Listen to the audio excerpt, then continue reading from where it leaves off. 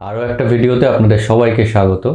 আজকে আমরা কথা বলবো যে লো টেক ট্যাঙ্ক যারা বানাতে চান, প্ল্যান্টেড ট্যাঙ্ক, লো টেক প্ল্যান্টেড ট্যাঙ্ক যারা বানাতে চান, যারা মানে খুব বেশি হাইফাই ইকুইপমেন্টস ব্যবহার করতে পারছেন না, চাইছেন তবু একটা প্ল্যান্টেড ট্যাঙ্ক করতে, এবং অনেকেও করছেন, অনেকে বিভিন্ন রকম ট্রিক্স ইউজ করে করছেন।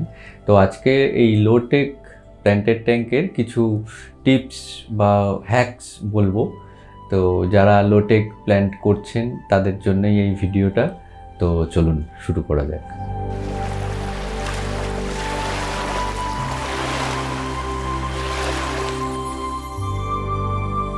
তো সবার আগে একটা ডিসক্লেমার দিয়ে দিই যে কোনো প্ল্যান্টেড ট্যাঙ্কে বা অ্যাকোরিয়ামের মধ্যে যদি গাছ করতে হয়, গাছের জন্য কিন্তু CO2 প্রয়োজন। CO2 ছাড়া গাছ হয় না।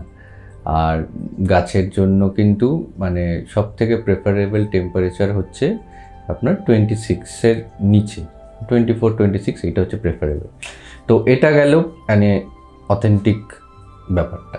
তো আমাদের এখানে সেটা সবসময় করা সম্ভব হয় না, সবাই CO2 ইউজও করতে পারেন না, এবং এগুলো মেনটেন না করে অনেকেই নানা রকম ট্রিক্স দিয়ে প্ল্যান্টেড ট্যাঙ্ক করছেন। তো তারই কিছু ট্রিক্স আমি এখন বলছি। তো সবার প্রথমে যেটা করতে হবে, আপনাকে প্ল্যান্ট চুজ করতে হবে।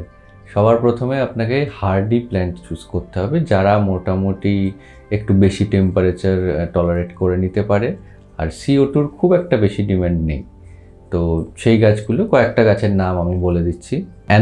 অ্যানোবিয়াসের নানা রকম ভ্যারাইটি আছে, জাভা ফার্ন আছে, অ্যামাজন শোর্ড আছে, ক্রিপ্টোকোরেন আছে, এরকম টাইপের কিছু গাছ আছে যেগুলোকে বলা হয় হার্ডি গাছ। তো সবার প্রথমে আপনাকে এই রকম টাইপের কিছু হার্ডি গাছ কিন্তু সিলেক্ট করতে হবে। যে কোনো গাছ নিয়ে এসে আপনি চাইলেই আপনার লো ট্যাঙ্কে আপনি গাছকে বাঁচাতে পারবেন না। এই গাছগুলোর জন্যও কিন্তু প্রয়োজন হয় CO2 বা প্রপার টেম্পারেচার, জলের কোয়ালিটি, এগুলো তো মেনটেন করতেই হয়, কিন্তু এই গাছগুলোকে কম্পারেটিভলি হার্ডি গাছ বলা হয়। তো এটা গেল প্রথম একটা পয়েন্ট, যে আপনাকে একটু হার্ডি প্ল্যান্টস সিলেক্ট করতে হবে। এরপর দ্বিতীয় পয়েন্টটা হচ্ছে আপনাকে ট্যাঙ্কের ভেতরে সাবস্ট্রেটটাকে খুব ভালো করে বানাতে হবে। রুট ট্যাপ দিতে হবে, এবং সাবস্ট্রেটের মধ্যে যেন গ্র্যাভেলস থাকে, যাতে করে গাছ শিকড়টাকে প্রপারলি খুব সহজেই ভেতরে নিয়ে গিয়ে খুব সহজেই শিকড়টাকে বিস্তার করে সে ঠিকমতো দাঁড়াতে পারে। তো এই ক্ষেত্রে আপনাকে জেনারেলি সবাই যেটা ব্যবহার করে সেটা হচ্ছে মাটির বদলে, অ্যাকোরিয়াম সয়েলের বদলে স্যান্ড ব্যবহার করে।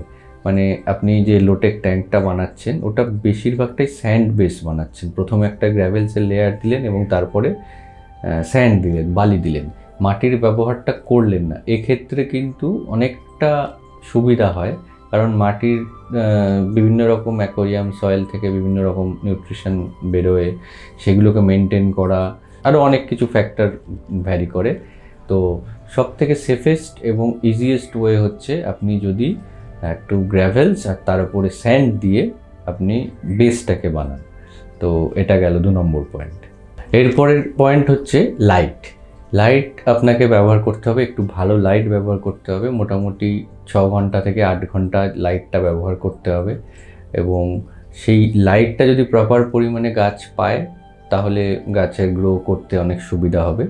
এবং যেহেতু আপনার টেম্পারেচারটা আমরা মেনটেন করতে পারছি না, যেহেতু প্রপারলি আমাদের এখানকার আবহাওয়ার কারণে টেম্পারেচারটা মেনটেন করতে পারছি না, এক্ষেত্রে কিন্তু দেখা যাবে যে কিছু কিছু গাছের কিছু পাতা হয়তো মেল্ট হবে, কিন্তু সেক্ষেত্রে আমাদের প্রপার লাইট আর ওয়াটার চেঞ্জ করে কিন্তু মোটামুটি গাছকে বাঁচিয়ে রাখা যায়।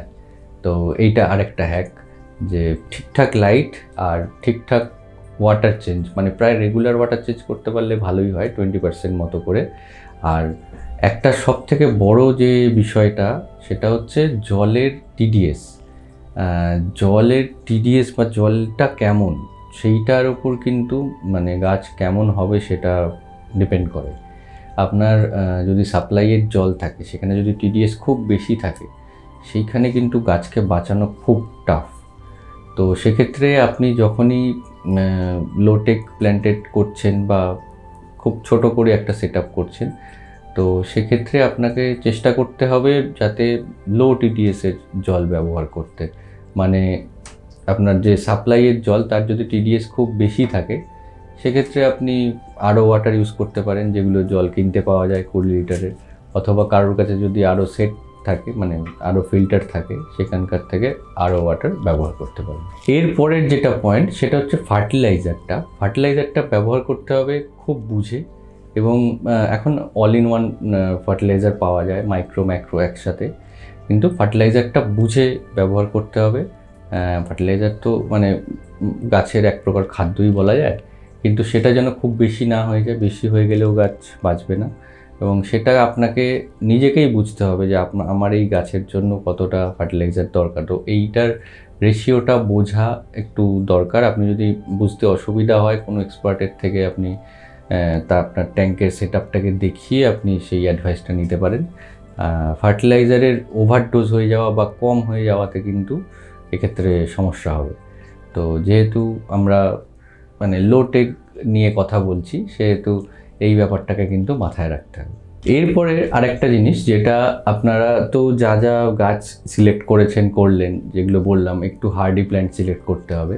এরপরে সেগুলোর জন্য আপনি যা লাইট দেওয়ার তো দিচ্ছেন। এইবার যেহেতু এটা লো টেক প্ল্যান্ট আছে, আপনার কাছে সেরকম গ্যাজেটস নেই যে আপনি লাইট কন্ট্রোল করতে পারবেন বা আদার্স যেসব ফ্যাসিলিটিগুলো থাকে, তো এক্ষেত্রে আপনি একটা জিনিস করতে পারেন যে আপনার ট্যাঙ্কের ওপরে সারফেসে ফ্লোটিং প্ল্যান্টস দিয়ে রাখতে পারেন। এতে ওরা লাইটের ইন্টেন্সিটিটাকে ব্যালেন্স করবে আর এক্সেস নিউট্রিশনগুলো ওরা অ্যাবজর্ব করে নেয়। তো এক্ষেত্রে এই ফ্লোটিং প্ল্যান্টসগুলো কিন্তু আপনার এই লোটেক ট্যাঙ্কে, মানে লোটেক প্ল্যান্টের ট্যাঙ্কের ক্ষেত্রে একটা প্লাস পয়েন্ট হিসাবে ব্যবহার করতে পারেন। এটাও কিন্তু একটা ট্রিক্স বলা যেতে পারে। এরপরে আসে ফিল্টারেশন।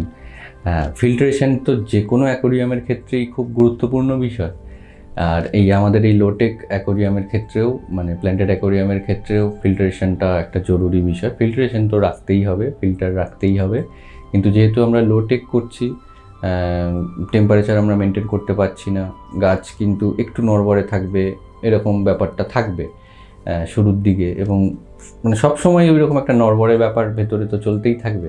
তো ফিল্টারেশনের মানে ফিল্টারের মিডিয়া যেন ঠিকঠাক থাকে, কিন্তু ফিল্টারের ফ্লো যেন খুব বেশি না হয়। ফিল্টারের ফ্লো যদি খুব বেশি হয়ে যায়, তখন ওই যেহেতু গাছরা প্রপারলি দাঁড়াতে পারছে না, একটু নড়বড়ে অবস্থায় আছে, তাতে কিন্তু ওই ফিল্টারের ফ্লোতেই অর্ধেক গাছ উঠে চলে যাবে। তো ফিল্টারেশনটা ভালো রাখবেন, কিন্তু ফিল্টারের ফ্লোটাকে আপনাকে বুঝে রাখতে হবে। তো লোটেক ট্যাঙ্ক করলে এইটা কিন্তু মাথায় রাখতেই হবে। এরপরে যেটা সবথেকে বড় পয়েন্ট, লোটেক যদি প্ল্যান্টেড ট্যাঙ্ক করতে হয়, বড় ট্যাঙ্কের দিকে একদম যাবেন না। যত ছোট ট্যাঙ্ক হয় তত আপনার মেনটেনেন্স এবং সেই ট্যাঙ্কটাকে লোটেক করে চালানো আপনার পক্ষে সহজ হবে। 8x8 কিউব পাওয়া যায়, সেখানে আপনি করতে পারেন। ম্যাক্সিমাম আপনি 1 কিউব বা 1 ফুটের যে অ্যাকোরিয়াম হয় সেইগুলোতে করতে পারেন। যখনই এর থেকে বড় হতে আরম্ভ করবে অ্যাকোরিয়াম, সেক্ষেত্রে কিন্তু হাই ফিল্টারেশন চলে আসবে, আরও নানান জিনিসপত্র ডিম্যান্ডিং হবে। সুন্দর যদি একটা লোটেক প্ল্যান্টেড ট্যাঙ্ক করতে চান, সব থেকে ভালো উপায় হচ্ছে ছোট করুন। ছোট 8 ইঞ্চি 1 ফুটের একটা ছোট্ট ট্যাঙ্ক করুন। সেক্ষেত্রে কিন্তু আপনার এই লোটেক ট্যাঙ্কটাকে চালাতে অনেক বেশি সুবিধা হবে। তো এটা মানে একটা ভাইটাল পয়েন্ট, এটা একটা হ্যাক বলতে পারেন, যে লোটেককে গাছকে যদি বাঁচাতে হয় তাহলে ট্যাঙ্কের সাইজটাকে আপনাকে ছোট করে ফেলতে হবে। এবার কিছু বোনাস টিপস কিন্তু খুব ভাইটাল, যেগুলো হলো আপনাকে রেগুলারলি ওয়াটারটা চেঞ্জ করতে হবে যদি লোটেকে আপনি গাছগুলোকে যতটা সম্ভব ঠিকঠাকভাবে রাখতে চান। বেসিক যে মেনটেনেন্স, ক্লিনিং করা, এইগুলোকে করতে হবে। ফার্টিলাইজার আর ফিডিংটা খুব কম, যাতে করে মানে এটা যদি খুব বেশি হয়ে যায় অ্যালগি চলে আসবে, মানে সামলানো কিন্তু খুব মুশকিল হয়ে যাবে। খুব বুঝে খুব সামান্য পরিমাণ ফিডিং, মানে যে কটা মাছ আছেন মাছগুলোকে অল্প অল্প খাবার দেবেন, আর গাছের ফার্টিলাইজারও খুব সামান্য ব্যবহার করবেন। হ্যাঁ, আর মাছকেও কিন্তু ওভার স্টকিং করে ফেলবেন না, ওভার ক্রাউডেড করে ফেলবেন না।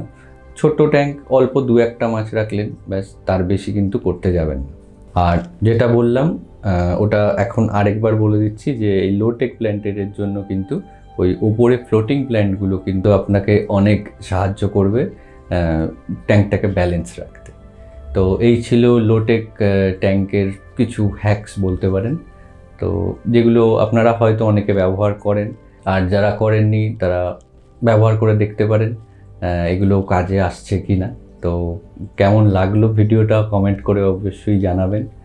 আর আমাদেরকে যদি কোনো ডিরেক্ট মেসেজ করে কিছু বলতে চান, আমাদের ইনস্টাগ্রাম আর ফেসবুক পেজে আপনারা ডিরেক্ট মেসেজ করে জানাতে পারেন।